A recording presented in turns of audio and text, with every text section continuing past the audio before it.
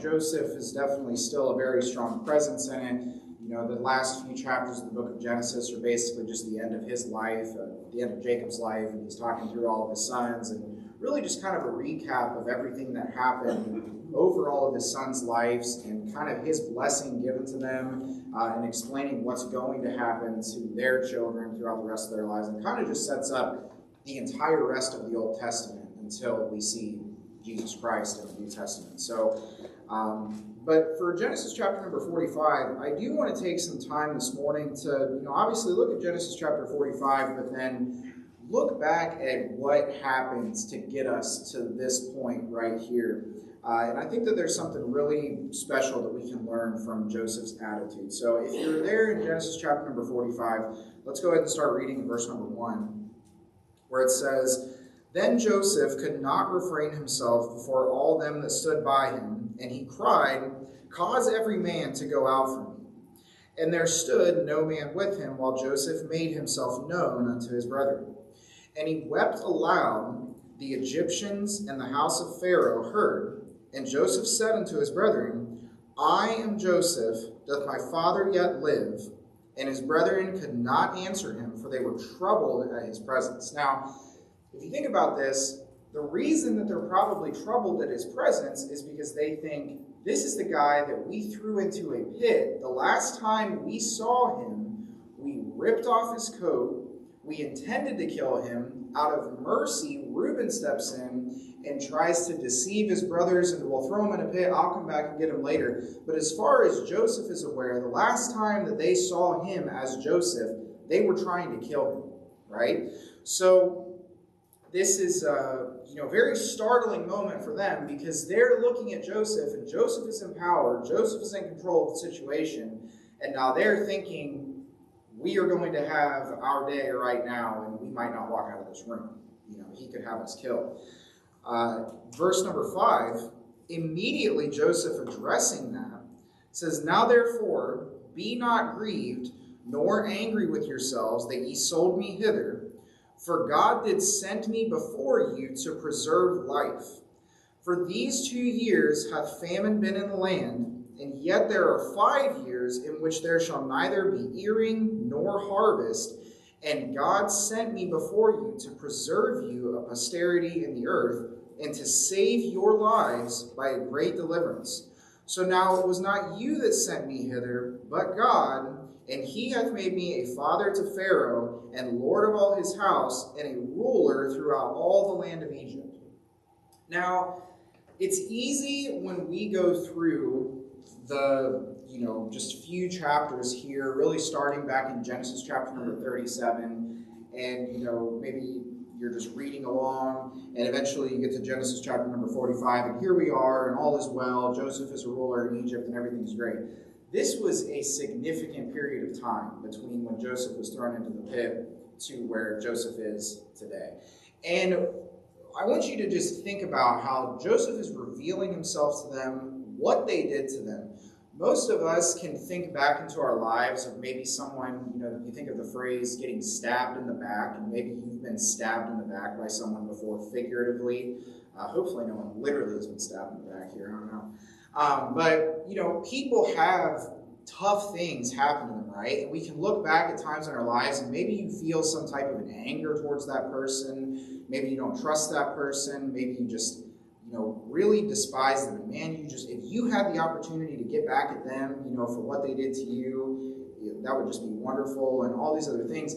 And Joseph really here was presented with that opportunity, and it doesn't even seem like it was a thought that crossed his mind that he wanted to get back at them in any way. And really, he didn't even blame them. And if you notice, he didn't even say, hey, this wasn't you guys, this was completely God. You didn't have anything to do with it. God did this. In verse number 5, it says, "Now therefore be not grieved, nor angry with yourselves that ye sold me hither, for God did send me before you to preserve lives." Verse number 7, "And God sent me before you to preserve posterity in the earth, and to save your lives by a great deliverance." So you guys didn't do this to me. God did this so that I could save your lives. In verse number 8, very clearly, "So now it was not you that sent me hither, but God. So Joseph completely attributes this to God. And so let's just go back now. Go to Genesis chapter number 37, where we can see this. And I hope that we can all, by the end of this lesson this morning, just have a deeper appreciation of Joseph and try to think about how we can have more of this example in our lives. So in Genesis chapter number 37, verse 17, so this is the moment that we're going to see Joseph's brothers intend to kill him and throw him into the pit. Basically what they are afraid of right now, seeing Joseph. It says, and the man said, they are departed hence, for I heard them say, let us go to Dothan. And Joseph went after his brethren and found them in Dothan. And when they saw him afar off, even before he came near unto them, they conspired against him to slay him. And they said one to another, behold, this dreamer cometh. Come now, therefore, and let us slay him, and cast him into some pit, and we will say, some evil beast hath devoured him, which is exactly what they said when they went back to deliver the news to Jacob. And we shall see what will become of his dreams. And essentially his dream was that he dreamed that one day all of his brothers and his father would come down and bow before him. And here we are in Genesis chapter number 45, seeing that happen. So how interesting is it that because of this dream, this is what they're doing? You just see how it seems like such a violent, wicked situation, but God was all over that situation and all around it. So if you think, I'm not trying to get too far ahead of myself, but when you have something really bad happen in your life, try not to be too angry at that other person, because God might really be working in that situation. And years from now, while it might not be clear while you're going through the tragedy or dealing with the hardship, years from now, you might be able to look back and think, man, if that didn't happen, where would I be? Or if that didn't happen, what type of person would I be? God works through situations that we might think are just impossible to deal with, but really, he also works for us. He works through us. All things good to them that love him. Look in verse number 21. It says, and Reuben heard it, and he delivered him out of their hands, and said, let us not kill him. And Reuben said unto them, shed no blood, but cast him into this pit that is in the wilderness, and lay no hand upon him, that he might rid him out of their hands, to deliver him to his father again. And it came to pass, when Joseph was come out unto his brethren, that they stripped Joseph out of his coat of many colors that was on him, and they took him and cast him into a pit, and the pit was empty, and there was no water in it. And they sat down to eat bread, and they lifted up their eyes and looked, and behold, a company of Ishmaelites came from Gilead with their camels, bearing spicery and balm and myrrh, going to carry it down to Egypt. And Judah said unto his brethren, what profit is it if we slay our brother and conceal his blood? Come and let us sell him to the Ishmaelites, and let not our hand be upon him, for he is our brother and our flesh. So, the sensical one says, well, let's not kill him, let's sell him so that we can profit off of this. That way we don't kill our brother. We'll sell him into slavery. That's not that big of a deal. And his brethren were content. Verse number 28, and there passed by the Midianites and merchantmen, and they drew him and lifted Joseph out of the pit. And they sold Joseph to the Ishmaelites for 20 pieces of silver. That's also a very prophetic thing if you think about Judah and Jesus and the price of him. And they brought Joseph into Egypt. So here's the last moment that we have where, Joseph's brethren see him, the last moment that they really have knowing him. They sell him off. They have no idea what's going to come of him. They don't really care what's going to become of him. They just want him gone because of that evil dream that he dreamed against them. Now go to verse number 39, because we can think about how, I remember going through, this part. We can think about it, and Joseph has really just been a lesson the entire time of, hey, bad things can happen in your life, but God can still work through them, and God can really make them well. And so while we think, and especially just from an American perspective, you think about slavery, you hear slavery, and you think of just something really negative and bad. And we look at that, and I don't really think that that's the exact same thing that we can look at and see what Joseph was doing, because while Joseph, yes, was in some type of a servitude, and he did have someone that owned him, he was also trusted very much by that person being Potiphar, and made him an overseer over all of his things. So you can think about it of maybe someone in modern day, you're owned, you're under their control and things like that, but you're given an amazing place to live, and you take care of some multi-billionaire's things, and you're in charge of all those different things. It wouldn't necessarily be that bad of a life. Now, would you like to be free? And some people might argue, well, freedom would be much better. And I probably tend to agree with you. But Joseph wasn't out, working in the fields, getting whipped or anything like that. He was an overseer over a large amount of things. Now, if you look, this is after Joseph's been made an overseer. So we see a very low point. Joseph is thrown into a pit. He's sold into slavery. We see in between this time that Joseph is bought by a man named Potiphar, and he's blessed by God, and Potiphar's blessed by God, and then Joseph is now an overseer of all of this. And now we get to verse number 7 in Genesis chapter number 39. It says, "And it came to pass after these things that his master's wife cast her eyes upon Joseph, and she said, Lie with me. But he refused and said unto his master's wife, Behold, my master wotteth not what is with me in the house, and he hath committed all that he hath in my hand. There is none greater in this house than I, neither hath he kept back anything from me, but thee, because thou art his wife. How then can I do this great wickedness and sin against God? And it came to pass, as she spake to Joseph day by day, that he hearkened not unto her to lie with her, or to be with her. And it came to pass about this time that Joseph went into the house to do his business, and there was none of the men in the house there with him. And she caught him by his garment, saying, Lie with me. And he left his garment in her hand, and fled, and got him out. And it came to pass, when she saw that he had left his garment in her hand, and was fled forth, that she called unto the men of her house, and she spake unto them, saying, See, he hath brought in an Hebrew unto us to mock us. He came in unto lie with me, and I cried with a loud voice. And it came to pass, when he heard that I lifted up my voice and cried, he left his garment with me, and fled, and got him out. And she laid up his garment by her until his Lord came home. And she spake unto him these words, saying, The Hebrew servant, which thou hast brought unto us, came in unto me to mock me.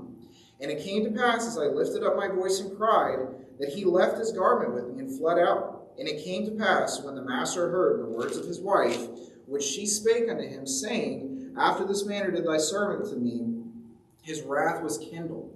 And Joseph's master took him and put him into the prison, a place where the king's prisoners were bound, and he was there in prison." So we see, low point, thrown into the pit, pretty high point. Potiphar's owning him, and he's over all of Potiphar's things. Potiphar's not withholding anything from him, so it's almost like he's just as wealthy as a wealthy man in Egypt, which was a lot more than what he was before, right? But now, very low point now. Now he's in an Egyptian prison. He's in a foreign land. He's in the king's prison. And he didn't even do anything wrong. Again, he didn't do anything wrong. He was just telling his family the dream that he had. And they got upset with him. They threw him into a pit. This time, he was just breathing oxygen, right? And then someone else came along, intended to do wickedness with him. He was vehemently against it, stood against it with all of his might, but still just lied, falsely accused, and now an even lower point where, hey, you're in Egypt, you're in a foreign land, you're not with your family, you're not with anybody that you know, but now you're back into prison.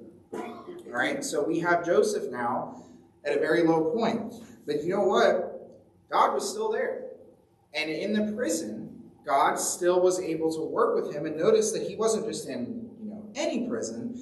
He was in the prison that was the king's prison, where all of the people that the king sent to prison went to prison. Now we get to Genesis chapter number 40, where basically you've got the chief butler and the chief baker come to Joseph, and both of them are troubled. Pharaoh puts them into prison, and they're troubled because of these dreams that they have. And they can't understand them. Well, here's Joseph. What a coincidence that this man that has the Spirit of God on him is able to interpret these dreams. And here we've got the chief butler and the chief baker share their dreams to Joseph. And Joseph interprets the dreams very specifically, and they very specifically come to pass 3 days after that happened. And look down just at the very end of this chapter in Genesis chapter number 40, in verse number 20. It says, "And it came to pass the third day, which was Pharaoh's birthday, that he made a feast unto all his servants, and he lifted up the head of the chief butler and of the chief baker among his servants. And he restored the chief butler unto his butlership again, and he gave the cup into Pharaoh's hand, but he hanged the chief baker, as Joseph had interpreted to them. Yet did not the chief butler remember Joseph, but forgot him." So one of the things that Joseph said was, hey, to the chief butler, I know that you're going to be let out of here. I was wrongly put here. I didn't do anything wrong. I don't belong in prison. It's clearly observable that I don't belong in prison. You can tell that based on my life. When you get out, in 3 days, not a long period of time that this happened, in 3 days when you get out, don't forget me. And tell Pharaoh about this so that Pharaoh can get me out. And very shortly after, the chief butler's restored. He's giving the cup into Pharaoh's hands and forgets Joseph.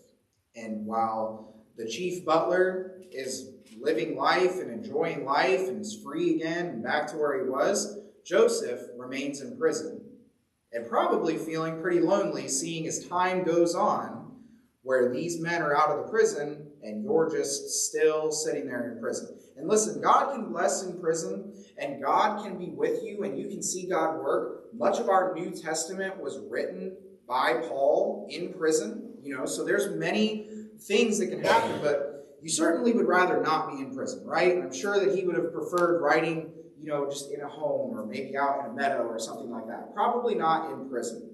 But God can still work, but I'm sure that was a lonely time. So now in the next chapter, Genesis chapter number 41, Pharaoh dreams a dream. And now all of a sudden, the chief butler remembers Joseph again. And he knows that Joseph is, able to interpret dreams. And he tells him about this guy. And basically, Joseph comes out of the prison. He sees the dream to Pharaoh. And this is where Pharaoh tells him the dream of the famine. Essentially, it was going to be how we're going to have 7 years of plenty and then 7 years of famine. And that's where Joseph comes out, and Joseph explains to them the dream of what that dream meant and how Pharaoh, this is an opportunity that we're going to have 7 years of plenty. We're going to have excess beyond what we need. We need to store that and save that because 7 years after that, there's going to be a famine in the land, and we're going to need to be able to survive. And Genesis chapter number 41 and verse number 38, it said, And Pharaoh said unto his servants, Can we find such a one as this man whom the Spirit of God is? And Pharaoh said unto Joseph, Forasmuch as God hath showed thee all this, there is none so discreet and wise as thou art. Thou shalt be over my house, and according unto thy word shall all my people be ruled. Only in the throne will I be greater than them. And Pharaoh said unto Joseph, See, I have set thee over all the land of Egypt. And Pharaoh took off this ring from his hand, and put it on Joseph's hand, and arrayed him in vestures of fine linen, and put a gold chain about his neck. And he made him to ride on the second chariot which he had, and they cried before him, Bow the knee, and he made him ruler over all the land of Egypt. And Pharaoh said unto Joseph, I am Pharaoh, and without thee shall no man lift up his hand or foot in all the land of Egypt. And Pharaoh called Joseph's name Zaphnath-Paneah, and he gave to him to wife Asenath, the daughter of Potiphar, priest of On. And Joseph went out over all the land of Egypt. And Joseph was 30 years old when he stood before Pharaoh, king of Egypt. And Joseph went out from the presence of Pharaoh and went throughout all the land of Egypt. So now we've got Joseph, who we think about low point, thrown into a pit, sold into slavery. Higher point, he's Potiphar's servant. He's basically second to Potiphar over all of Potiphar's things. Falsely accused, thrown into prison in a foreign land. Even lower point, arguably, than when he was sold into slavery in the first place. And then higher than he ever could have been when he was under the thumb of Potiphar. Now he's under the thumb of Pharaoh, and he's second, and he's ruler over all the land of Egypt. So again, you can think about Joseph's attitude towards his brethren, and obviously what Potiphar's wife did was awful, but I remember thinking about this point as we get through here. If Potiphar's wife never did any of that, Joseph would have never been in this position in Egypt. So again, horrible situation that Joseph had to deal with, but there's just so much we can see God all over this story. Joseph wasn't just thrown into any prison, he was thrown into the king's prison, where he could be with people that would know Pharaoh and eventually get out and relay to Pharaoh that, hey, there's a man with the Spirit of God on him, and he has this dream just at this time. And Pharaoh is able to bring him out. He's able to interpret this dream to them. And then Joseph now, given this high position, none of this would have ever happened if, his brothers hadn't sold him. if Potiphar's wife hadn't falsely accused him, he ended up in prison. So Joseph went through some horrible things, but none of those things, if none of those things happened, this part of the story doesn't happen, where there's a 7-year famine and no one's prepared for it. Because had Joseph not been around, who would have interpreted that dream? Who would have known anything about it? Maybe the Egyptians go and sell all of that in their years of plenty, and then they got a bunch of money, but they don't have any food. And listen, money's a great thing, but if there's no food and you can't buy any food, money doesn't really matter that much, because you're not going to live very long after that point. So this is all working together. And now is when we get to see Joseph's brethren come to him, and that's where we started off the story. Now I want you to notice, in verse number 46, it says, and Joseph was 30 years old when he stood before Pharaoh, king of Egypt.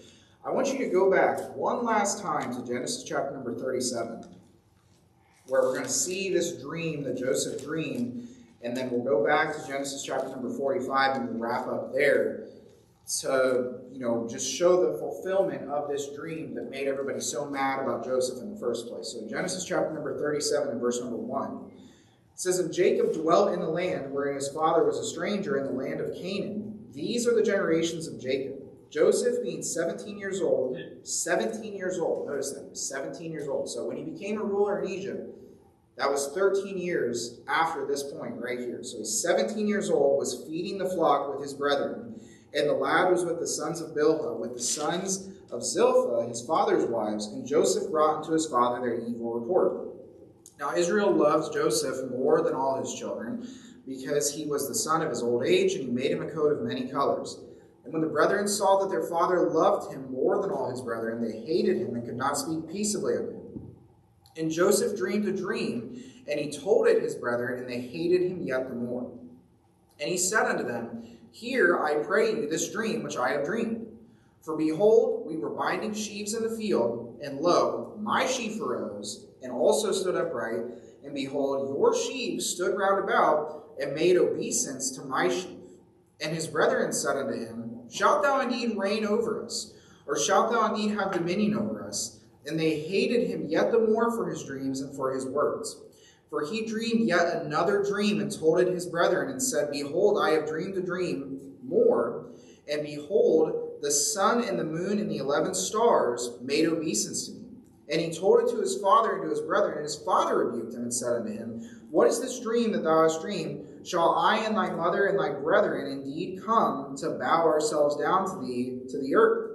And his brethren envied him, but his father observed the same. So now, back in Genesis chapter number 45, the dream that everyone was rebuking Joseph for, we'll see it all come to pass. So we left off in verse number 8. Let's pick up in verse number 9.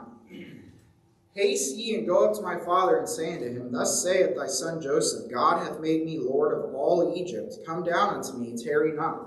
And thou shalt dwell in the land of Goshen, and thou shalt be near unto me, thou and thy children, and thy children's children, and thy flocks, and thy herds, and all that thou hast.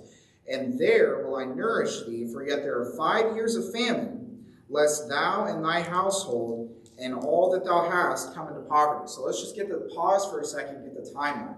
Joseph was 17 years old when his brothers threw him into a pit, sold him away. He was 30 years old when he was put in to be a ruler by Pharaoh. So we've got a period of 13 years there. And then Joseph's dream that he interpreted, well, Pharaoh's dream that Joseph interpreted, said that there would be 7 years of famine, and before that there would be 7 years of plenty. So right here, Joseph's telling them, hey, there's still 5 more years of famine. So we've got that, you can add that together, we've got a period of 22 years between Joseph being thrown into the pit to this moment right here, where all of Joseph's brethren are. So more than 2 decades that Joseph's brethren at this point probably think that he's dead, and here he is ready to go. And you think just how many people, you've had something bad happen in your life, and you've been upset about something, and you just kind of sit and stew on it, and typically over a period of time, especially if that's not resolved, it almost gets worse. You know, some people say time heals all wounds, but if you sit and just dwell on how angry you are with someone and how bad someone treated you, it's almost like our minds just inflate that situation to make it even worse than it actually was in the first place. But it was the complete opposite for Joseph. I mean, his brothers are scared to death, and he's just like, no, it's fine. It's not a big deal at all. He's not even thinking about it. Later, after we see, Jacob fall out of the picture, Jacob dies, he goes on, Joseph's brethren again come to him, and you'll see this, I think, in Genesis 49, where they come to him and are just like, hey, by the way, which this didn't actually happen, but by the way, our father, right before he died, said, hey, be nice to us and don't do anything to us, from when we did that. Joseph said, again, this was a good thing that all of this happened, guys. There's no reason that you need to be, worried or scared or anything like that. So all of this, Joseph was happy that it happened. It was a good thing. God worked through the whole entire situation.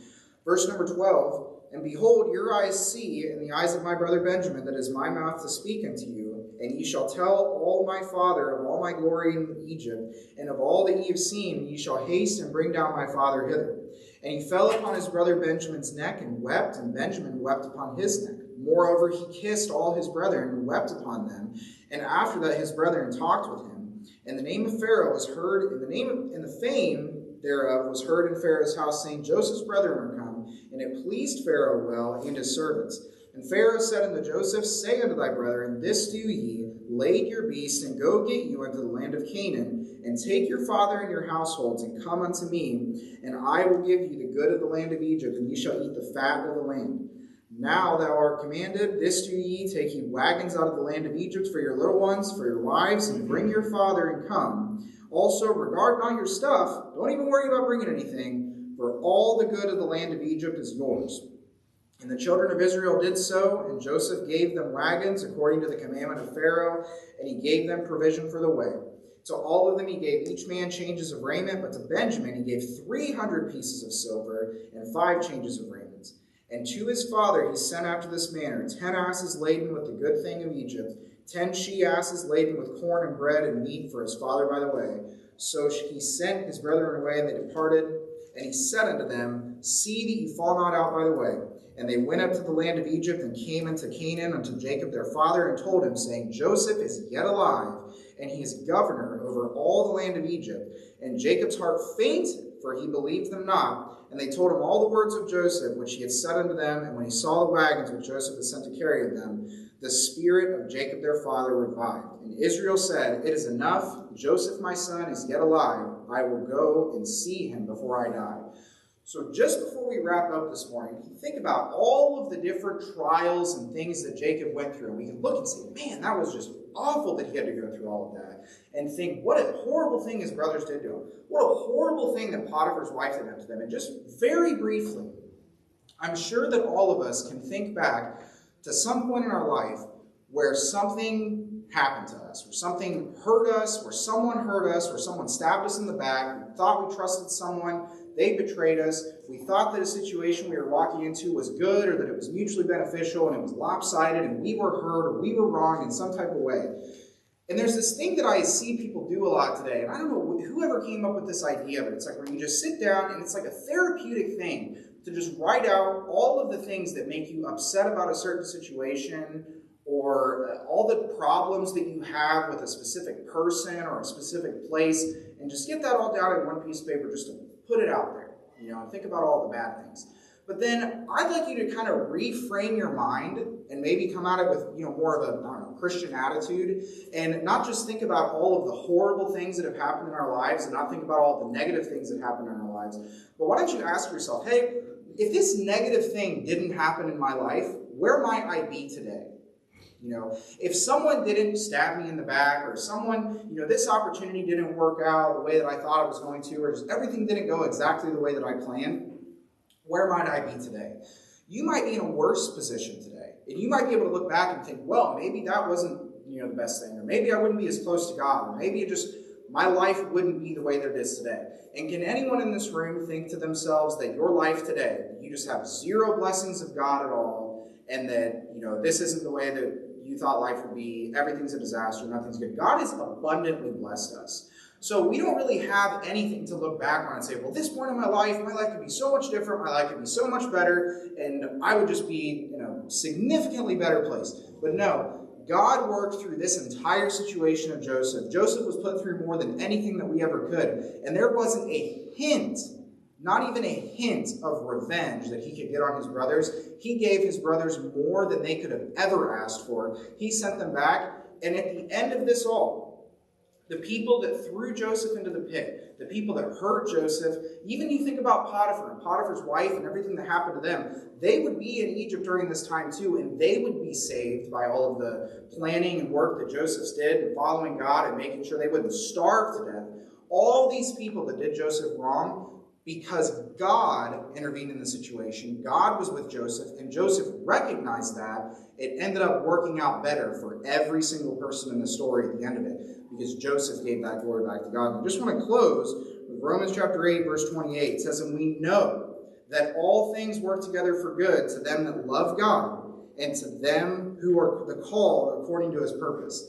When that was written in the book of Romans, in chapter number 8, that was not a new revelation about how, hey, all of these things are going to work together for good. It says, and we know that all things work together for good to them that love God. Like it's just a common belief and an easy, simple understanding.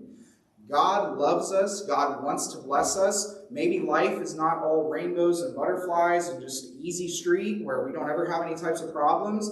But through the hardships in our lives, through the bad things that happen in our lives, God works through all of those situations. Anything that you're struggling with, any bad things that happens in your life, why don't you sit back and think about how God is working through that situation? And maybe you can't see it right now. Maybe you can't even see it a decade from now. But maybe something like 22 years in the future, you can look back and say, man, if that didn't happen, where would we be today? So let's just close in a word of prayer, and I hope you'll just think about those things. Lord, I thank you so much for all that you've done for us, Lord. I thank you for the blessings that you've given us, the foresight that you have into our lives, Lord, to just think about all these things. I know that your ways are higher than our ways, Lord. Pray that you just help us to have faith in these situations, Lord, that you'll continue to work through us, that you'll continue to work in our lives. Lord, we thank you for all that you've done, and thank you for this example of Joseph, Lord. In Jesus' name, amen. Amen.